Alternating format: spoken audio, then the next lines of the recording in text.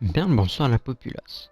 Le 17 décembre 1989, une série qui deviendra l'une des séries les plus regardées durant les années 90 à 2000 voit le jour. Je parle bien évidemment des Simpsons. Étant un grand fan des Simpsons, je me suis dit que ça serait pas mal si je faisais une vidéo sur l'homme qui en est l'auteur. Aujourd'hui, je vais zoomer sur la vie du seul et l'unique Matt Groening.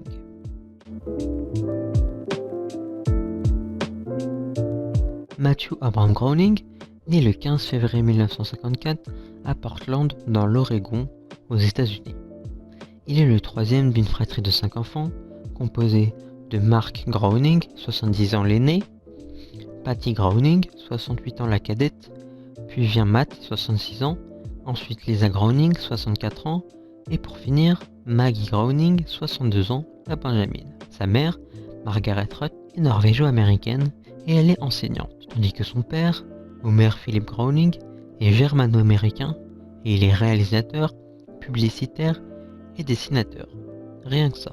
Matt grandit à Portland et il va à l'école élémentaire d'Ainsworth. Puis il va à l'école secondaire Lincoln où il commence à dessiner pour distraire ses camarades de classe. Puis, quand il entre au lycée, en parallèle de ses études, il commence à dessiner de plus en plus avec les encouragements de son père. De ses 18 à ses 22 ans, Matt étudie à l'université d'Evergreen State à Olympia, une école d'arts libéraux. C'est une université assez mal vue par les gens qui la décrivent comme étant une université hippie, car elle a la particularité d'avoir recours à une évaluation narrative, les élèves étant dispensés de notes. L'apprentissage est organisé sous forme interdisciplinaire, c'est-à-dire que c'est un apprentissage avec plusieurs domaines de connaissances. Dans cette université, il est chargé de tenir le poste d'éditeur du journal du campus, de Cooper Point Journal, dans lequel il dessine et écrit des articles. Au même moment, il se lie d'amitié avec une certaine Lynda Barry. Il dira quelques années plus tard que Lynda était probablement sa plus grande inspiration. Lorsqu'il sort en 1977 à l'âge de 23 ans de l'université, il est diplômé en philosophie et en cinéma. Lorsqu'on lui demande d'où viennent ses inspirations, il cite le film d'animation de Walt Disney, Les 101 Dalmatiens, comme étant le film d'animation l'ayant poussé à s'intéresser aux cartoons, ainsi que la série comic strip Peanuts. Matt Groening n'a pas toujours voulu dessiner, malgré les encouragements de son père Homer, lui-même dessinateur. Il part en 1977, à l'âge de 23 ans, s'installer à Los Angeles dans l'idée de devenir écrivain. Mais il enchaîne les petits boulots, comme par exemple en tant que figurant dans le film When Every Day Was the 4th of July, où il joue le rôle du transporteur de table. Puis, il travaille notamment en tant que chauffeur et en tant que biographe pour le compte d'un réalisateur de cinéma. Il décrira ces petits boulots comme une série de jobs minables. En parallèle de ces petits boulots, il continue à dessiner et s'inspire de ses mésaventures dans la ville hollywoodienne, mettant en scène des personnages qui sont des lapins quelque peu névrosés. Cela donnera Life in Hell, la vie en enfer. Il est d'abord distribué par Groening dans le magasin dans lequel il travaille, puis cette mini-BD apparaît professionnellement pour la première fois en 1978 dans le Wet Magazine. Ce n'est qu'en 1980 que Los Angeles Reader, un tout nouveau journal alternatif, lui propose alors d'en publier officiellement l'épreuve. Life in Hell débute officiellement comme comic strip dans le Reader du 25 avril 1980. En 1982, voyant le succès de Life in Hell, Voyelle, l'éditeur fondateur du journal, donne à Groening sa propre colonne musicale hebdomadaire Sound Mix. Mais la colonne ne parle que rarement de musique, Matt préférant écrire sur ses diverses passions, obsessions, bêtes noires ou problèmes. Parmi les adeptes de la colonne de Groening, il y avait un certain Harry Shearer, qui deviendra plus tard un des doubleurs de Simpson dans le rôle de Ned Flanders. La rubrique lui sera retirée peu après. 2 ans plus tard, en novembre 1984, sa petite amie de l'époque et collègue, Deborah Kaplan, lui propose de publier Love in Hell, un dérivé de Life in Hell basé sur les relations amoureuses sous la forme d'un livre. Il est publié 1 mois après la création et connaît un réel succès avec plus de 22 000 exemplaires vendus lors des 2 premiers tirages. Ils créent ensemble la Life in Hell Corporation pour pouvoir en vendre des produits dérivés. En parallèle, Matt fonde une maison d'édition, la Acme Features Syndicate, qui édite Life in Hell. Plusieurs livres ont aussi été publiés afin de regrouper plusieurs planches, dont School is Hell, Childhood is Hell, The Big Book of Hell et The Huge Book of Hell. Groening déclara « Je n'abandonnerai jamais cette bande dessinée, c'est mon fondement ». Petite anecdote comme ça, parce que ça fait toujours plaisir, Matt est le beau-frère de Craig Bartlett, le créateur de Hey Arnold. Quel dessin animé incroyable. Life is Hell attire l'attention des scénaristes et producteurs d'Hollywood, ainsi que celle du fondateur de la Gracie's Film, James L. Brooks, grâce à son collègue producteur Polly Platt, qui lui fait découvrir la série. Sa rencontre avec le scénariste et producteur James L. Brooks en 1986 lance sa carrière. Brooks contacte Groening pour lui proposer de travailler sur un futur projet d'animation encore indéfini qui devrait être développé en une série de parodies animées courtes appelée Bumpers pour l'émission de variété de la Fox, le Tracy Ullman Show. Brooks veut que Groening adapte les personnages des Life in Hell à l'écran, mais Groening craint à la fois de devoir renoncer à ses droits d'auteur et de faire face à un échec de l'émission, échec qui aurait mis un terme à sa bande dessinée ainsi qu'à sa carrière. Matt Groening préfère improviser.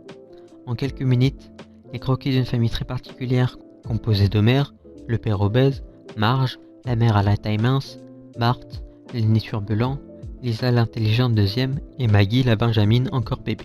Matt décide de nommer les personnages principaux des Simpsons d'après les membres de sa propre famille, ses parents, Homer et Margaret, le nom complet de Marge, et ses deux jeunes sœurs Lisa et Maggie. Déclarant qu'il est un peu trop évident de nommer un des personnages comme lui-même, il choisit le nom de Bart, un anagramme de Brat, signifiant en anglais morveux ou sale gosse, et voilà, les Simpsons sont créés. Matt expliquera que lors de l'époque du Tracy Ullman Show, il a dessiné la famille de manière grossière, se disant que les dessinateurs les amélioreront, mais au lieu de ça, ils ont recopié à l'identique. Les membres de la famille étaient dessinés de manière à ce qu'on les reconnaisse uniquement à partir de leur silhouette. Il leur a fait une couleur de peau jaune, car Matt détestait la couleur rose chair qu'on lui proposait. Si vous ne l'avez pas remarqué, dans les premiers épisodes, Matt écrira ses initiales sur Homer dans la forme de ses cheveux pour le M et la forme de l'oreille pour le G. Mais il décida de redessiner l'oreille comme avant pour ne pas que cela soit trop visible. Ce qui est de la mythique coiffure en forme de ruche de Marge, Matt s'est inspiré du film La fiancée de Frankenstein ainsi que de la coupe que sa mère portait dans les années 60. Pour dessiner Bart, au début, il faisait pour ses cheveux des pics plus pointus et de tailles différentes qu'il modifiera en 9 pics, tous de même taille. De ce qui est de Lisa et Maggie, il ne s'est pas cassé la tête et leur a fait cette forme d'étoile en guise de cheveux. Le premier épisode paraît le 19 avril 1987 pour la première fois dans le Tracy Ullman Show. Au début, il passait sous forme de court-métrage sous le nom de Saison 0. Ils étaient au nombre de 48 et ne duraient pas plus de 2 minutes. La série d'épisodes de 20 minutes débute le 17 décembre 1989 avec Noël mortel, un épisode spécial Noël. Le dessinateur sera gratifié l'année suivante d'un Emmy Award pour le meilleur dessin animé. Cette récompense ne sera que la première d'une longue liste. Le dessinateur recevra en tout 11 Emmy en 1991, en 1997, en 2000 et en 2008 entre autres, et il sera nommé 25 fois. La série compte actuellement 32 saisons pour 632 épisodes, ce qui fait d'elle la série de prime time la plus longue de la télévision américaine, détrônant ainsi Gunsmoke. Il crée en janvier 1993 le Bongo Comics Group avec Bill Morrison, Steve et Cindy Vance. Ensemble, ils créent des BD dérivés des Simpsons comme Itchy et Scratchy Comics ou encore Krusty Comics. En parallèle des Simpsons, Matt Groening est à l'origine de la marque la plus lucrative de l'histoire de la télévision. Fan de science-fiction, il crée en 1997 un nouveau dessin animé intitulé Futurama. Pour le faire, il collabore avec David Cohen, un des scénaristes de Simpsons, lui-même passionné de science-fiction. Après un an de préparation, Groening, qui vient d'achever le projet avec son scénariste, le présente au studio de la Fox. La série animée Futurama apparaît pour la première fois le 28 mars 1999 et dépeint la vie en l'an 3000. Elle réunit devant les téléviseurs près de 19 millions de téléspectateurs et permet à Matt de remporter son 11e Emmy Award. 10 pour Les Simpsons et 1 pour Futurama dans la catégorie meilleur programme d'animation de moins d'1 heure. En 2004, il reçoit un British Comedy Award pour sa contribution à la comédie. En 2007, il est classé 4e et 1er de nationalité américaine dans la liste des 100 plus grands génies vivants, publiée par le journal britannique The Daily Telegraph. Un jour avant son anniversaire, le 14 février 2012, il reçoit le Graal, son étoile sur le Walk of Fame d'Hollywood Boulevard, 12 ans après celle d'Ethel Simpson. Et en 2016, il est ajouté au temple de la renommée Will Eisner. Cependant, la série Futurama est interrompue par la Fox après la 5e saison en raison d'une trop faible audience. Aujourd'hui, Futurama se décline en long métrage ainsi qu'en DVD. De plus, en juin 2009, la chaîne de télé Comédie Centrale a commandé 26 nouveaux épisodes de Futurama, destinés à être diffusés sur 2 saisons en 2010. C'est en été 2007 que l'un des rêves de Matt Groening se réalise. 20 ans après leur première apparition télé, les Simpsons débarquent sur grand écran. Les Simpsons, le film, totalise 3 550 358 entrées au box-office français. Mais Matt ne s'arrête pas là. Il crée pour Netflix en 2018 une série télévisée d'animation nommée Désenchanté, comptant une saison de 10 épisodes. D'après les rumeurs, Netflix aurait commandé 20 autres épisodes qui seront diffusés entre 2020 et 2021. Bon voilà, j'espère que cette vidéo vous a plu et que la vie de Matt Groening vous a intéressé. Si c'est le cas, n'oubliez pas de liker, de commenter et abonnez-vous. Salut à tous, c'était CZEPA.